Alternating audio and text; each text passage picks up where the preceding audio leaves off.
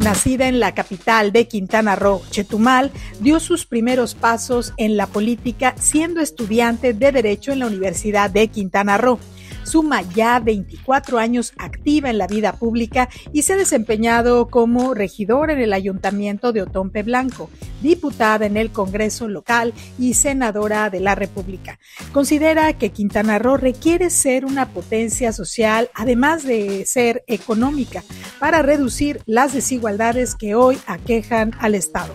Hoy, la senadora por Quintana Roo, Mayuli Martínez Simón, en Luces del Siglo, el podcast con Aide Serrano. Bienvenidas y bienvenidos a un nuevo capítulo de Luces del Siglo, el podcast.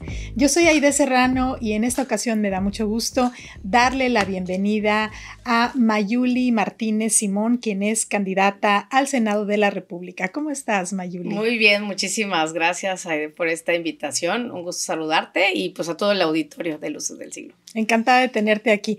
Bueno, ya estamos en el proceso electoral. Esta conversación girará sobre todo para conocerte un poco más. Pienso que hay algunas cosas que sabemos de ti, de tu trabajo, pero no necesariamente acerca, por ejemplo, de cómo te interesaste en la política. ¿Cómo fue? Si hay algún momento en especial que nos puedas contar donde tú dijiste, a mí me gustaría participar en algún cargo público, en el ámbito público.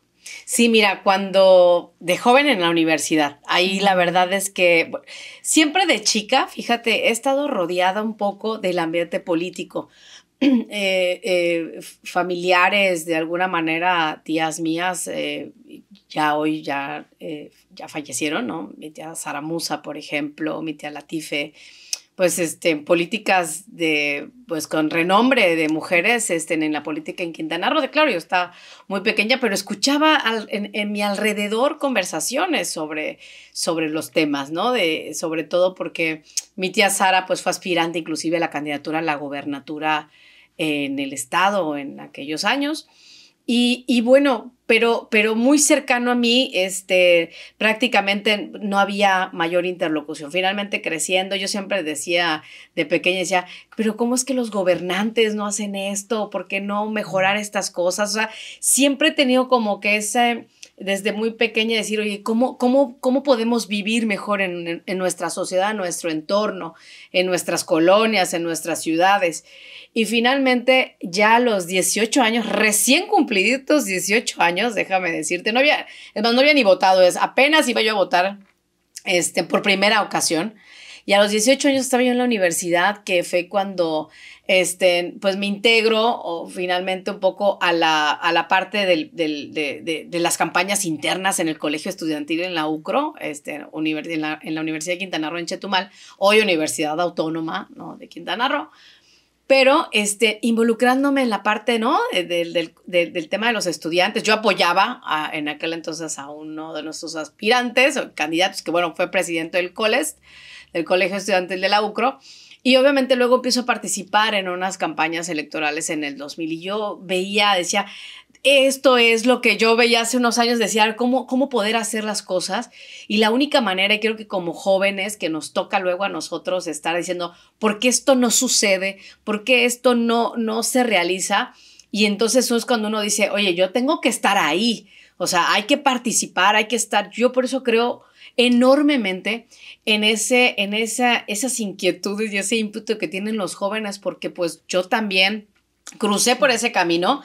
Y evidentemente es donde inicio yo a participar en algunas, pues como campañas electorales, o sea, es decir, participaba ella brigadista, que entregábamos panfletos a los volantes. Recuerdo perfectamente, hacíamos en las tarjetitas amigos, en esa ocasión pues estábamos en la campaña del 2000, amigos de Fox, ¿no? Nos poníamos ahí en Chetumal en un stand, ahí en la Avenida Héroes, y invitando a la gente. Entonces, de todo, colgando pendones, paso se podía poner pendones en los postes de luz. Entonces, en las noches ahí, pues con la escalera y los jóvenes, pues estábamos ahí. O sea, es decir, en esa participación, primero desde esa parte, pero obviamente pasado ello, claro que entré un poco más, dije, no, yo quiero conocer esto, ¿no? Es como cuando dices, oye, quiero conocer a dónde voy a ir, como cuando dices, ¿qué escuela vas a ir a estudiar? Bueno, pues voy a ir a conocer las diferentes escuelas y cuáles son las carreras y a ver qué me interesa. Claro.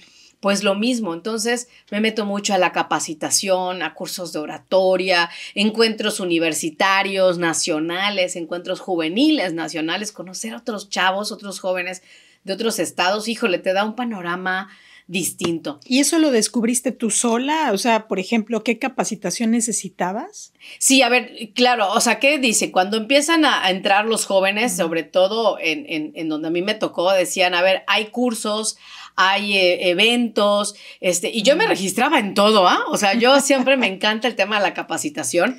A veces ahorita ya digo, oye, a ver, no he llevado una capacitación últimamente, tengo que actualizarme en algo. Bien. Pero siempre me he preparado y en esa parte siempre habían curso de oratoria, tal cosa, tal fecha, en tal lugar, me inscribía. Oye, que hacer un ensayo, hay un concurso de ensayos, y el que gane va a ir a las escuelas, se le nombraban escuelas de verano, me acuerdo muy bien que esa yo la gané en mi estado, aquí en Quintana Roo, y las escuelas de verano, y esas se hicieron en Oaxaca, ¿no? Entonces íbamos allá en encuentros universitarios a nivel nacional, en donde pues jóvenes de todo el país veías y pues bueno, pues obviamente veíamos la mística, la doctrina, ¿para qué la política? ¿En dónde los jóvenes? ¿Por qué nosotros desde jóvenes tenemos que entrar? Y bueno, buscar las direcciones. Yo te digo algo, los partidos políticos como instituciones, así de forma per se, pues son instituciones que ahí están. ¿Quiénes las hacen robustas o fuertes o débiles? Pues quienes están dentro de las instituciones. Y eso lo fui aprendiendo ahí. Entonces, cuando te van marcando, y obviamente la historia de México, la historia de la política en México, que todos tenemos que conocerla, cómo ha ido transcurriendo los cambios o las formas de gobierno, finalmente ahí es donde te da una mayor visión. Entonces, sí fue un camino como de mucha preparación, de mucha capacitación. Estaba yo estudiando en la universidad, entonces como que daba mucho a pie a todo ello, ¿no? Ahora, tengo la impresión de que, desde luego, Chetumal es una ciudad politizada, ¿no? Ahí están las principales sedes del gobierno, de los tres poderes. La Universidad de Quintana Roo también es una autónoma de Quintana Roo, también es una escuela politizada, como lo pueden ser las grandes universidades de nuestro país, las públicas, ¿no? Es decir, que se politiza la juventud y esto promueve, generan cuadros, como dicen, ¿no? Cuadros que pueden convertirse, pues como tú, en senadoras, en gobernadoras o presidentes municipales, etcétera. Pero tengo la impresión de que hoy las y los jóvenes están poco interesados en la política. Es decir, la política ha adquirido una mala reputación, ¿no? Es más, hay gente que dice, a mí no me gusta hablar de política o no estoy interesado. Sí, claro. Y muchas jóvenes, ¿qué piensas de eso? ¿Tienes esa percepción también? Sí, ¿o tienes esa percepción del país, de Quintana Roo, de Chetumal? ¿Qué opinas acerca de esto? Sí, efectivamente, bien lo dices. Primero que nada, Chetumal sí es una ciudad politizada porque ahí están los tres poderes, porque aparte antiguamente ahí se concentraba todo el poder político. Hoy está disperso en el estado, no solo en la capital, sino pues también en la ciudad de Cancún, en Egos, es decir, ha ido extendiéndose este brazo de la política en el estado, ¿no? Entonces, sin embargo, siempre Chetumal va a ser un referente sumamente importante en lo local. Sin embargo, sí creo, mira, yo no sé si son diferentes como épocas, ¿no? Y yo creo que al menos a mí me tocó una época en donde, bueno, yo no viví lo que vieron mis padres o mis abuelos, en donde, pues, por ejemplo, mis abuelos, ¿no? Donde no se le permitían a las mujeres votar. Claro. Y luego se les permitió votar, oye, que antes había un tipo de credencial hasta de una forma en la que, pues, era tu identificación como ciudadano mexicano. Y cuando se crea el INE, pues apenas yo tenía como unos escasos 8 años, una cosa así, cuando, o sea, no viví por ejemplo, esa transición en México de lo importante que es para los mexicanos hoy portar una credencial de elector. Claro. O sea, ese periodo estaba yo muy chica y al ser ya luego mayor de edad, o sea, 10 años después, evidentemente ya, pues para todos, ya había pasado una situación complicada en México. Recordaremos el primer, en el 88, cuando se da toda esta gran situación de que iba a haber la primera alternancia, se consideraba la primera alternancia en México y la gente con Cuauhtémoc Cárdenas, entonces cuando decían, oye, ¿cómo era posible? Y se crea el INE, como bueno, el IFE en su momento. Y creo que a los jóvenes de ahora, pues obviamente a mí me tocó como muy reciente, o sea, si bien es cierto, estaba yo pequeña, pero no pasó mucho tiempo cuando me tocó tener mi credencial de lector y se sentía todavía esa sensación de la irrelevancia que era tener una credencial de lector. No solo para ir a la discoteca, ¿verdad? Sino también para decir, ya soy mayor de edad, ¿no? Y hasta le decías a tus papás, mira, soy mayor de edad. Sí. Creo que hoy los jóvenes, no conocen, hoy esta generación no conoce la importancia de lo que ha ido sucediendo en la política mexicana. Creo que es bien importante que los jóvenes entren con todo a la toma de decisiones. ¿Y dónde es? En la política, no estoy hablando de un partido. Hablabas tú ahorita, decías, se politiza. Bueno, yo sí creo que es importante que finalmente podamos estar politizados desde el concepto estricto de la política, no partidizados, que sería otra cosa. Claro. ¿En qué me refiero a la política? Politizado, sí, hay que participar en los colegios estudiantiles de las universidades. ¿Quién debe tomar las decisiones o tomar parte de las decisiones, mejor dicho, en las universidades? Pues también los estudiantes, ¿no? O sea, que tengan voz y por eso se crearon estos organismos al interior de las universidades. Y así como hay en las regiones, en las colonias, que hay el comité de vecinos y qué vamos a hacer y qué le proponemos al municipio, que queremos en nuestra colonia, en nuestra región, en la localidad en donde estamos. Y finalmente, eso es entrar a la política. Porque la política finalmente es todo lo que nosotros hacemos en nuestra conducta como sociedad. Absolutamente. Entonces, ¿qué tipo de sociedad queremos? Es por ello que hay que participar. Y creo sumamente importante que en estas nuevas generaciones que tienen que estar absolutamente involucrados. O sea, es decir, van a haber generaciones que vamos a pasar un lado ya a un segundo término y los que vienen pues tienen que empaparse y conocer cuál es nuestro pasado, nuestra historia, para ir mejorando y buscando mayor democracia, mayores libertades. Toda esta parte que tenemos que ganar todos de decir, oye, queremos vivir en qué tipo de México y en qué tipo de Quintana Roo, o en qué tipo de estado Quintana Roo queremos vivir. Entonces yo sí creo que es sumamente importante que los jóvenes ingresen. No digo en un partido, ¿no? O el que quiera ingresar en un partido, pues lo podrá hacer, pero que ingresen a la toma de decisiones de nuestra sociedad. Creo que es sumamente importante. Sí, tiene que ser sí o sí. Sin embargo, yo creo que el reto ahora es mayor porque pues hasta hace unos años no teníamos el bombardeo y la omnipresencia más bien de las redes sociales con cualquier cantidad de mensajes que llevan agua al molino de quién sabe cuántos intereses, particularmente intereses comerciales, entonces, y políticos también. ¿Cómo llegar a las y los jóvenes con esto que tú estás diciendo que es relevante para tu comunidad, para saber quién está tomando las decisiones? ¿Cómo hacer la política atractiva? Sí, creo que son de los grandes retos porque tenemos estos monstruos que tú dices que son las redes sociales, ¿eh? O sea, grandes empresas que te están metiendo de todo tipo en los celulares. Ahora sí que encuentras, digo, la verdad es que tiene su lado positivo, ¿no? Encuentras de todo. Y evidentemente eso ayuda muchísimo a tener pues una visión mucho más amplia. Pero también hay que ver que luego se empiezan como a cooptar para un cierto estilo, forma en la que dicen, a mí no me interesa o no quiero tomar las decisiones en mi país, en mi estado, en mi universidad, en mi colonia, que las decida alguien más. Y ahí creo que no. Creo que al final del día sí, quienes estamos en esto, tenemos que ir procurando, más allá de solo nuestro trabajo o lo que nos toca hacer, sino cómo involucrar a los jóvenes diciéndole, oye, ¿quieres tomar decisiones? ¿Cómo ves? O sea, es tan sencillo a veces cuando dicen, oye, ¿por qué no se hace un puente en la carretera de la universidad? Porque los alumnos tenemos que cruzar. Para poder hacerlo, hay que levantar la voz.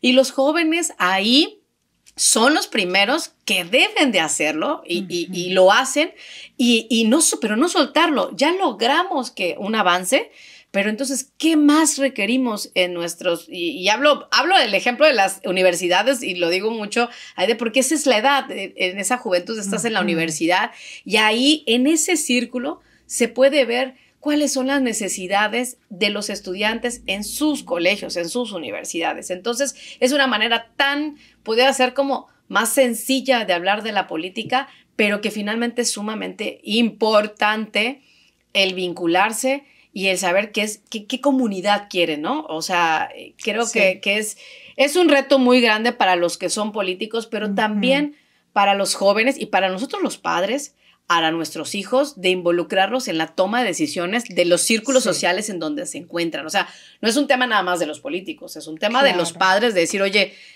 ¿cómo educamos a nuestros hijos para que puedan estar en la toma de decisiones de nuestros círculos de la sociedad? Háblese organizaciones civiles, háblense organizaciones de medio ambiente, háblense en los colegios, en la sociedad de padres de familia, o sea, háblense en donde sea. Sí, y el resultado de esa educación o de la ausencia de esa educación en las casas es lo que vemos pues ya en la realidad, ¿no? Cuando también decimos los políticos son tal o cual, sí, pero son esas personas que están participando y que otras personas dejaron de participar, entonces tampoco nos quejemos si no vamos a votar y si no estamos interesadas o informadas o informados. Ahora, ya nos hablaste de tus tías, que han sido figuras históricas relevantes en la construcción también de la política y de los destinos de Quintana Roo. ¿Algunas otras figuras que quisieras mencionar que han sido inspiración para ti? Bueno, pueden ser mujeres o pueden ser hombres para seguir con este trabajo en la vida pública. Sí, mira, yo creo que grandes luchadoras y luchadores, sobre todo en el tema de la democratización en México. Y eso, independientemente de haber ciertos nombres o personajes, creo que la sociedad misma lo ha ocasionado. Yo voy a hablar un poquito más, por ejemplo, desde el PAN, como lo vi, ¿no? Que a mí me llamó la atención su doctrina, su filosofía, me llamó la atención la forma, ¿no? Porque, por ejemplo, en el caso de mis tías han estado en otros partidos políticos, la única en el PAN soy yo, y evidentemente vas conociendo esa filosofía y dices, oye, aquí es donde me siento más cómoda y veo que por acá puede funcionar porque pienso igual, pienso muy similar. Bueno, no igual porque, digo, al final del día en todas ideologías hay diferencias de opiniones, ¿no? Pues es como las religiones también, hay de muchísimas, pero al interior de sus organizaciones religiosas pues también hay discrepancias al final del día. Entonces, creo que la sociedad, yo crecí con eso, hay de como reconociendo todas estas causas tan importantes que en la vida de México ha llevado, y creo que muchas de esas han sido las grandes luchas sociales que se han dado. Y para no etiquetar a una persona o a un partido político, creo que muchas han sido así, por acciones o hechos, sucesos muy específicos en México, como por ejemplo el que pudiera haber alternancias en el gobierno. Yo creo firmemente que ningún partido político puede permanecer en absoluto control en el gobierno, en el que fuera, porque entonces ya no permite los equilibrios. Claro. Y eso finalmente hace tener gobiernos absolutamente pues, muy autoritarios y que finalmente coopten aquí el poder. Creo que los equilibrios siempre van a generar consenso, discusión, a ver, ¿tú qué opinas? ¿Yo qué opino? Sí. En dónde tenemos coincidencia, y donde tengamos coincidencia, ¿por qué no avanzamos? Oye, aquí no tenemos diferencia, bueno, vamos a hacer una cosa, lo dejamos a un lado y donde tengamos coincidencia, pues vamos a avanzar para poder consolidar algo y sea un hecho. Porque al final, si no se concreta en hechos, y la gente lo que quiere son resultados. O sea, la gente dice, ¿en qué me ayudaste? ¿Qué me benefició? ¿En qué ayudó en la localidad o en particular a quienes somos madres solteras? ¿No? ¿Quiénes, a qué sectores de la sociedad? Entonces, sí creo que las grandes democratizaciones en México han sido por un movimiento muy importante, y creo que las mujeres han sido fundamental para ellos. Inclusive, hablando ya de un tema de de los derechos de las mujeres y toda esta parte de las libertades, cómo ha ido creciendo, y creo que ha sido un tema de mujeres que, si bien es cierto, algunas están en la esfera política a nivel nacional, creo que el conjunto como sociedad ha hecho mucho más resonancia que algunas en particular. ¿Cómo ha sido para ti como mujer participar en la política?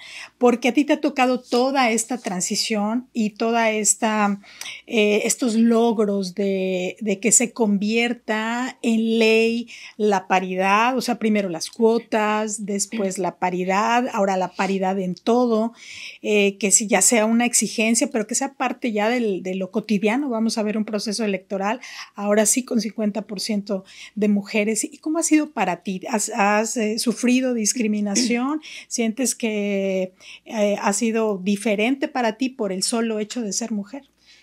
No, no ha sido fácil. Primero porque, ahora sí como decimos, venimos del siglo pasado, ¿no?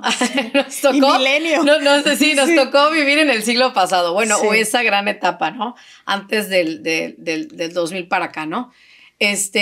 Sí me tocó. Bueno, yo primero, la gran parte de mi tiempo, digo, desde los 18 años yo estuve, te digo, estudiaba, participaba en cuestiones políticas, entré a organizaciones de jóvenes, fui líder de jóvenes en mi municipio, y ahí me veías, entonces, ¿qué hacíamos? Oye, concursos de esto, o sea, es decir, toda esta preparación previa o lo que nos toca ahí como jóvenes. Ya cuando decido empezar a participar en un cargo de elección popular, porque previamente todos esos años era más de, pues estoy formando, somos activistas, ¿no?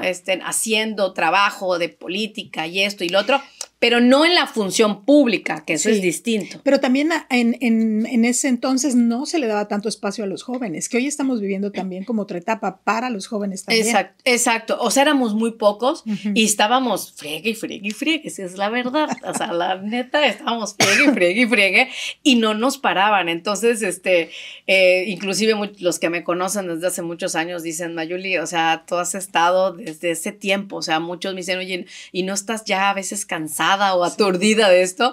Pues la verdad es que cuando creo que uno lo tiene en la sangre y le gusta, lo ves como te diviertes en el ambiente, ¿no? Claro. Sin embargo, no todo es color de rosa. Quiero decirte que claro que he tenido y he sufrido violencia política en razón de género, en el sentido de decir, a ver, pues que cuando quieres, oye, ahora yo me quiero participar para postularme para esto, ya llevo muchísimos años, y no es un tema tampoco de tiempo. Oye, después de 5 años ya debe ser, pues no, claro. Pero yo ya llevaba, pues no sé, 13, 14 años, una cosa así, ¿no? Y yo dije, oye, pues quiero participar. Claro. Y finalmente cuando te decían, bueno, sí, pero vas a la suplencia de alguien, ¿no? Entonces eres candidata a diputada local, suplente de alguien, ¿no? O, inclusive yo sufrí de alguna manera discriminación, soy mamá soltera. Yo tuve a mi hija a los 26 años y finalmente por una situación personal decido ser mamá por una cuestión de salud y pues como que muchos veían que pues yo no estaba casada. Claro. O sea, no fui una familia convencional, tradicional, claro. De, oye, te casas, tienes hijos, realmente no. Y obviamente en ese círculo, pues finalmente decían, oye, ¿y cómo Mayuli ya está embarazada, no? Entonces, oye, Mayuli ya tiene una hija, está creciendo, y así como que, inclusive las interrogantes, ¿no? Y el papá de la niña, o sea, ciertas cosas que sí yo llegué a sentir en algún momento que parecieran, oye, pues sí, absolutamente discriminación. Bueno, yo no ahorita no estoy forjando una familia convencional de decir, mamá, papá y está mi hija, pero sí, por supuesto, sentí esa discriminación, inclusive decirte de hasta propias mujeres cuestionando, diciendo, oye, es que creo que, ¿no has escuchado qué dicen de ti? Que si a lo mejor el papá de tu hija es no sé quién, y yo así, o sea, ¿es en serio? ¿Esa es la conversación? Entonces, claro que lo padeces, y sobre todo cuando todavía bueno, mi hija acaba de cumplir 16 años, hace apenas poquito tiempo, y ahí se pareciera o se dice, no, pues es que para que lleguen a tal lugar, pues algo tuvo que hacer, ¿no? Entonces, esa discriminación a las mujeres, en particular, de decir, yo creo que hoy hemos ido avanzando ya mucho más. Creo que el empoderamiento de la mujer, en todos los sentidos, que somos más, estamos ya más en la actividad profesional, periodistas, políticas, abogadas. Bueno, yo he litigado como abogada. En fin, creo que ya empieza a aperturarse todo eso, pero cuando estaba yo, pues hace 16 años, ahí de mis 26 años, sí sentí esas complicaciones muy, muy, muy difíciles, inclusive dentro del PAN y con gente del PAN, que finalmente también ha sido un partido que ha propiciado o apoyado todo este tema de libertades, pero sí los grupos de hombres. Por supuesto que me enfrenté a situaciones complicadas, sobre todo de cuestionamientos del por qué ser madre soltera. Entonces, romper con esos paradigmas, pero aparte sí te da ciertos temores y dije, no, de aquí no puedo, o sea, no, esto no va, no, porque al final del día sí sientes como que te viene la crítica de la sociedad y todo el mundo dice, no quieres ser criticado, pues es algo normal, creo, que no quieres ser ni cuestionado ni criticada, pero finalmente, logré atravesar ese tipo de barreras y obviamente, pues hoy estoy acá. ¿Y cómo lo lograste? Porque no es fácil. O sea, estos estereotipos de género, estas exigencias hacia las mujeres, particularmente a las mujeres que llegan a puestos de liderazgo importantes, no solamente en el ámbito público, sino también en el privado, tienen que hacer dobles, triples jornadas, enfrentarlo como mamá soltera. Es decir, no solamente a las críticas, a los cuestionamientos, sino al día a día. ¿Cómo lo has enfrentado tú? Algunas claves que nos puedas compartir que también puedan ser útiles para jóvenes o para otras mujeres que ya lo estén enfrentando, porque sí es cierto que hemos avanzado, pero no como quisiéramos. Es decir, todavía no gozamos de igualdad. Las mujeres seguimos desempeñando dobles y triples jornadas porque hacemos el trabajo no remunerado en el hogar y todas las tareas de crianza, pero ¿qué consideras que fueron para ti estas claves para decir, no me voy a rendir, voy a seguir adelante? Bueno, primero que nada, creo que el ser madre, o sea, mi hija. Creo que, bueno, no sé si coincides conmigo, pero pues una motivación a las mujeres que somos madres, creo que es eso, ¿no? El decir, oye, hoy no solo es por mí, sino por alguien más al quien le tengo que dejar un legado y aparte enseñarle, porque no toda la vida voy a estar acá y le va a tocar también, pues, agarrar camino y forjar lo que ella quiera forjar, ¿no? Lo que ella le apasione, le guste y quiera hacer. Cuando mi hija me pregunta, mamá, ¿tú quieres que yo entre a la política? ¿Te gustaría que yo fuera así como tú? Y lo primero que le digo es, hija, tú tienes que hacer lo que te apasiona, lo que quieres ser, lo que sueñas ser, porque al momento de que hagas lo que tú quieres y lo que sueñas, ¡ójole!, te vas a querer comer el mundo y nadie te va a parar. Entonces, ¿qué sucede? Que la verdad es que sí yo como lo enfrenté, fue complicado porque yo me mentalicé diciendo, yo tengo que demostrar quién soy. ¿Y cómo lo voy a demostrar? Con mi capacidad. El trabajar, el meterme, el estar ahí desde el ámbito profesional, político, en el cual inclusive yo me puse como ciertas reglas, es decir, no puedo tener relaciones más personales con alguien dentro de mi círculo, porque entonces pudiera prestarse a que, pues parece ser que anda con fulanito de tal. O sea, imagínate que en aquel entonces decir, o sea, de ver, en mi círculo aquí dentro de mi ámbito político, así como que dicen, tache a cualquier tipo de relación interpersonal, o sea, mucho más personal con alguien, ¿no? Una relación noviazgo o algo. Dije, cero, todos van a ser mis amigos, colaboradores, compañeros, o sea, fue algo que porque evidentemente, pues sientes esa carga de decir, oye, pues, a ver con quién va a andar, ¿no? ¿Qué onda? Entonces, dije, no, ahí sí, pone ciertas barreras y dije, y trabajar. Decían, oye, hay que hacer esto. Yo me sumo, yo lo hago. No sé decir no, híjole, por veas que yo me sumo. Oye, que hay que hacer equipos jurídicos para hacer esto y voluntarios para, yo voy, ¿no? Porque aparte me servía a mí en el ámbito profesional porque litigaba, oye, hay que hacer esto, ¿quién se avienta a lo mejor estas demás? Y hay que ir a la corte, yo las hago, yo, no soy experta, pero aquí le aprendo y vámonos a presentar demandas en acciones de inconstitucionalidad de la corte. Y cuando la primera vez que fui a unas audiencias con los ministros de la corte, me veías con mis tarjetitas, porque digo, no puedo decir un mal concepto, estoy con un ministro de la corte, pues obviamente alguien eminente en materia de derecho, claro. Dije, no voy a yo a decir un mal concepto o algo así en mi audiencia. Sí. Entonces, todo me metí muchísimo en mi preparación profesional, inclusive pues no sé si decirlo, si es la palabra correcta, como sacrificando un poco la vida, o sea, la parte personal.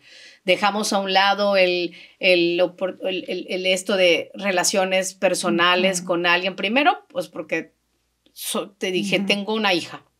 Como que esto de que pues tengo 27, 28 años, a lo mejor todavía si no tuviera mi hija pues pudiera estar con un novio o a lo mejor ya no una relación y a lo mejor al año pues con otra. Pero cuando tuve mi hija dije, no, yo no puedo hacer eso. Entonces sí cerré muchas puertas en el ámbito personal porque dije, me tengo que dedicar a trabajar, a terminar mis estudios, a educar a una pequeña, yo sola, con la ayuda de mi familia, por supuesto, pero pues yo sola teniendo aquí esa gran responsabilidad de ser mamá.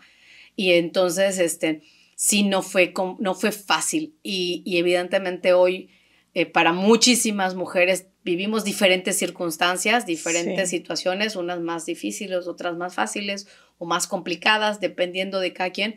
Pero la verdad es que estamos siempre en de cómo hacerle al otro día. Estamos ya ni durmiendo y ya estamos pensando, mañana voy a temprano, le plancho el uniforme, la llevo al colegio, me voy, ¿a qué horas voy a salir? ¿O a qué hora sale? Finalmente es eso, ¿no? Sí, sí es un sacrificio que además pues está documentado de las mujeres que tienen cargos públicos, que llegan a puestos de liderazgo, que hay una exigencia social, patriarcal, de que las mujeres tienen que ser casi santas monjas. Una exigencia que no se les hace a los hombres, ¿no? Los hombres pueden ser solteros, casados, tener novias, tener amantes, tener casa chica. Y hasta dicen, oye, qué buen hombre es, ¿no? Es bien macho, ¿no? Exactamente. Y las mujeres deben sacrificar su vida personal, sentimental, sexual también, lo cual pues tiene que ver con esta mirada patriarcal y machista que tenemos que ir cambiando. Se nos están quedando varios temas en el tintero, pero me gustaría saber ¿cómo imaginas el futuro de Quintana Roo? Eres una quintanarroense destacada, pienso que también eres una líder ejemplar para muchas mujeres, para jóvenes que quieran seguir el camino como tú. ¿Qué les dirías sobre el futuro? ¿Cómo lo imaginas? ¿Qué hace falta? ¿Cuáles son los retos que está enfrentando nuestro estado? Mira, yo creo, sí vivimos un Quintana Roo distinto, o sea, somos un estado tan joven, pero sí recuerdo, evidentemente, de mi parte de mi niñez. Yo nací en Chetumal, recuerdo perfectamente ahí podías dejar abierta tu casa, la puerta de tu casa. Recuerdo perfectamente que mi mamá me mandaba a la tiendita, no, oye, anda a comprar esto, oye, ándame a comprar esto, complétame porque estoy terminando de cocinar, ¿no? Y agarraba uno la bicicleta y te ibas a la tiendita de la vuelta. Hoy las circunstancias son distintas. Si bien es cierto, tenemos un estado muy próspero, económicamente hablando, en materia de turismo, en materia económica, que somos representamos una superpotencia en el estado, no solo a nivel nacional, sino también somos una marca importante a nivel internacional, referentes, Cancún, Riviera Maya, todo esto que de lo padre y lo padre que tenemos en materia turística. Y cuando yo digo, yo soy de Quintana Roo, oye, eres de Quintana Roo, ¿y dónde vives? ¿No? Te empiezan a preguntar, ¿y qué está más bonito? Y le digo, todo Quintana Roo es bello, dependiendo que quieras conocer. Entonces, pero sí tenemos un tema muy lamentable que yo así veo, desde mi óptica muy personal, es que por la misma condición que tenemos, creo que la parte de la familia se ha ido dejando como a un lado. Esas relaciones entre padres e hijos, este desequilibrio social en el que pues los jóvenes están creciendo con esto, con el celular, en el que desde niños, ¿no? En el que toda esta parte de la desigualdad también que podemos ver con un estado tan próspero, pero también hay zonas, regiones muy decadentes, en el cual las cuantas mujeres en Quintana Roo, hay muchísimas que tienen que sacrificar, dejar a sus hijos en casa para salir a trabajar y trasladarse. Yo sí sueño con un Quintana Roo en el que no tengamos que caer en esas brechas de desigualdad tan polarizadas. Obviamente siempre es ir buscando cómo se acota, porque al final del día, generando mejor familia, dando mejor educación a nuestros hijos, vamos a tener un Quintana Roo distinto. Hoy están viendo opciones o sea, los jóvenes, pues en el tema de la delincuencia, es más fácil irse por ese lado. Bueno, digo fácil porque pues, lo pueden ver como una salida rápida a la falta de a lo mejor de los padres o porque trabajen, las distancias, la movilidad. O sea, es decir, creo que el entorno social y familiar necesita una reconstrucción desde las raíces, Quintana Roo, para forjar un estado próspero en materia social. Si bien es cierto, económicamente somos un estado próspero, un referente muy importante a nivel nacional e internacional, como lo dije, pero también con raíces bien atrancadas en el tema social, familiar.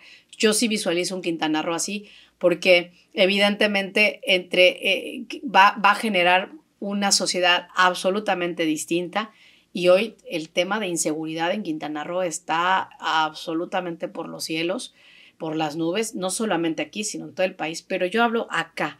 ¿Qué tipo de Quintana Roo sueño? En el que podamos vivir tranquilos, porque sí merecemos más, vivimos bien, pero queremos merecer más calidad de vida y sobre todo de la vida familiar y social. Y sí, que estas desigualdades disminuyan, porque bien has dicho, hay... Ir acotando. Claro, hay cinturones de miseria, hay pobreza extrema también en Quintana Roo, y sobre todo la inseguridad, esas escenas, por decirle de alguna manera, de las niñas y los niños saliendo a la calle solos, pues cada vez se ven menos, y no es que ya desaparecieron, no les dejamos salir porque también están desapareciendo personas en el estado. Así es, ¿no? O a partir de las 6 de la tarde ya nadie sale de su casa, o 6:30, salvo las únicas personas que están llegando de trabajar y ingresan a su domicilio, y ya nadie sale pues por este tema de inseguridad. Entonces sí, sí procurar buscar, evidentemente no es lo mismo que hace unos años cuando uno estaba, porque dicen, ay, bueno, pues eso hace 20, 30 años pues no era algo, claro, pues hay un mayor crecimiento, cuáles van a ser las reglas del juego que vamos a hacer todos los que estamos en el ambiente político. Por eso es importante entrar, para que escuchemos, por ejemplo, a los jóvenes cuáles son sus necesidades, y que desde donde nos toque estar, en el Senado de la República, o quienes va a ser los alcaldes, o todos, ¿no? Junto con el gobierno estatal, federales, cómo generamos mejores condiciones de acuerdo a las necesidades que nos están marcando las mujeres, los jóvenes, los diferentes sectores de la sociedad ante esa necesidad. O sea, es decir, sí creo que ahí es donde tenemos que entrar en una política mucho más interna, más arraigada, de decir cómo atrincheramos a nuestras familias quintanarroenses, ¿no? Para tener un mejor Quintana Roo, más seguro, próspero, con bienestar social. Ya no dejemos un poco la parte económica, sino el bienestar social, de poder tener un estado bello en sociedad, es decir, de que tenemos muchísima migración, imagínate, todavía tenemos grandes retos, mucha gente que viene de fuera, pero cómo consolidar un estado o blindar un estado como Quintana Roo, que merecemos pues ese tipo de calidad de vida. Así es. Eres muy joven, Mayuli, aunque ya tienes... Gracias. Eres muy joven, aunque ya tienes muchos años en la política, pero tienes también mucho por delante. ¿Cómo te gustaría ser recordada en la historia de Quintana Roo?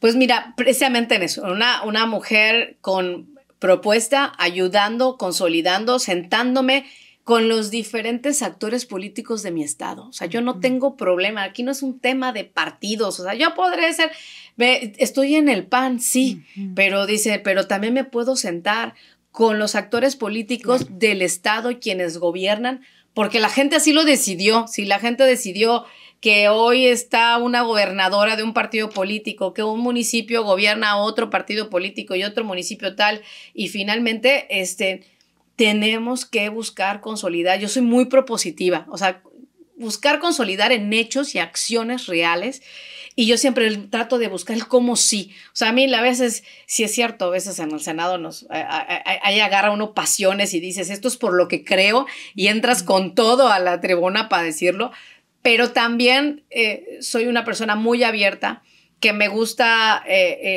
tengo la capacidad de poder sentarme y de decir, oye, a ver, ¿cómo nos ponemos de acuerdo? Te lo dije al principio, claro, y a ver, hay cuestiones que tengamos a lo mejor diferencias, claro, pero ¿dónde sí coincidimos? ¿Y por qué no avanzamos en eso que sí coincidimos en vez de estar diciendo en donde no?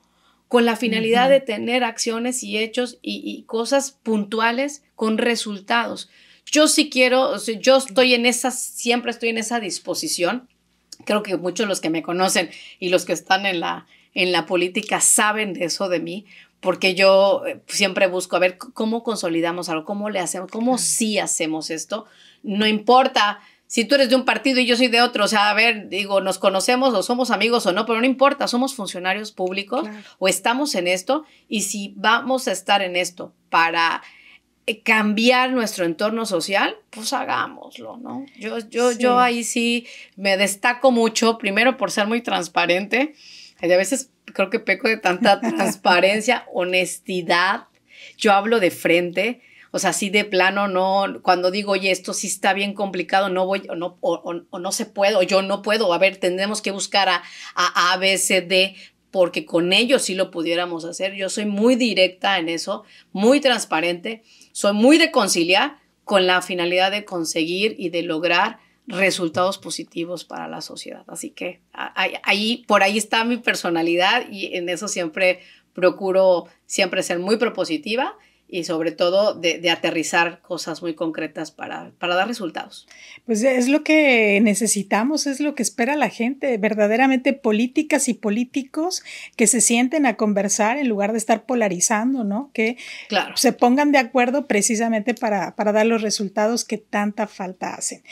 Pues estamos llegando al final de esta conversación, querida Mayuli. ¿Algo más que quieras agregar? No, pues ya estamos en tus tiempos, tú me dices, no, yo agradecerte de antemano en este espacio. Creo que viene una contienda muy interesante. Tenemos una campaña ya con a la presidencia de la República. Creo que es sumamente importante decirle a la ciudadanía que participe, sí, que vaya a votar, que escuche las propuestas, que vean a las personas. Oye, es que está de este partido, del otro. No, háganlo. O sea, ¿quiénes son las personas? Claro. ¿Dónde está la currícula? ¿Qué han hecho? ¿Qué es su experiencia? ¿Cuáles han sido sus causas? ¿Qué los han movido? ¿Cuál ha sido su actuar de cada uno de nosotros?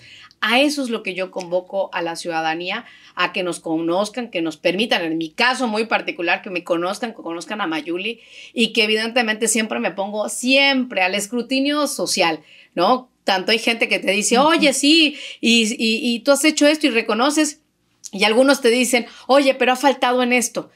Claro, el tema son muchísimos y no logramos abarcar todos, pero por supuesto que siempre estamos escuchando y buscando la manera de cómo buscar una solución desde un cargo público. Uno es gestora, o sea, tiene que ir tocando puertas, y ese es el trabajo que tenemos que hacer. Entonces, yo lo que le diría a la gente es que escuche, y en particular, pues que me conozca, y que evidentemente van a ser 90 días de un gran trabajo, en lo particular en nuestra alianza junto con Xóchitl Gálvez, una mujer preparada, una mujer, pues, la conozco, llevo 5 años y medio de conocerla, sé la capacidad que tiene Xóchitl Gálvez para resolver los temas, conoce los temas de Quintana Roo y lo que se requiere, y como presidenta de México creo que va a ser un cambio absolutamente importante en México, sobre todo en materia de seguridad, que es lo que hoy necesitamos en todo México y en Quintana Roo también.